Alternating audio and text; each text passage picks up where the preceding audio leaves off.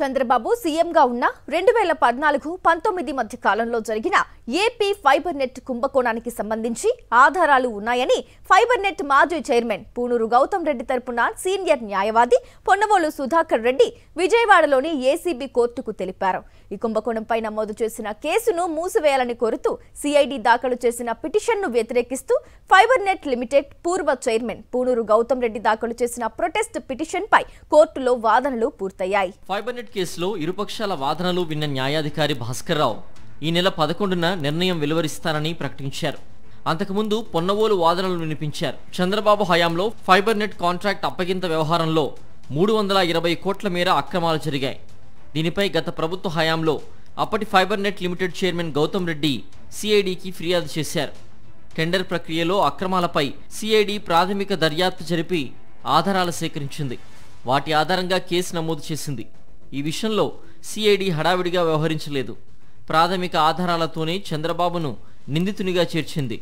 అన్ని సాక్ష్యాధారాలతో ఛార్జ్షీట్ కూడా దాఖలు చేసింది. సిఐడి 90 మందిని స్థానికులను విచారించింది. మొత్తం ఆధారాల్ని ఫోరెన్సిక్ ఆడిట్ చేయించింది. అక్రమాలు జరిగినట్లు అందులో కూడా నిర్ధారణ అయింది.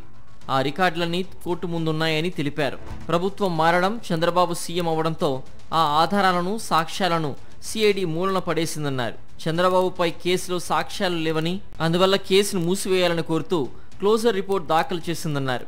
ఇందుకు చట్ట నిబంధనలు అంగీకరించవని చెప్పారు. ఈ కేసులో కోర్టుకు చట్ట ప్రకారం 3 ఆప్షన్లు మాత్రమే ఉన్నాయని సుధాకర్ రెడ్డి వివరించారు.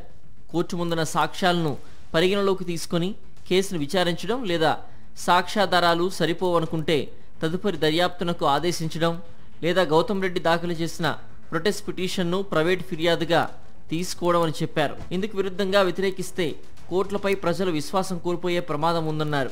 ప్రజల మనసులో న్యాయ వ్యవస్థపై నమ్మకం సన్నగిలిగితే వారు కోర్టులకు రారని, ఇది అంతిమంగా అరాచకానికి దారితీస్తుందని, దీనివల్ల ప్రజలు వీధుల్లోనే తమ వివాదాలని పరిష్కరించుకునే పరిస్థితి వస్తుందని చెప్పారని వివరించారు.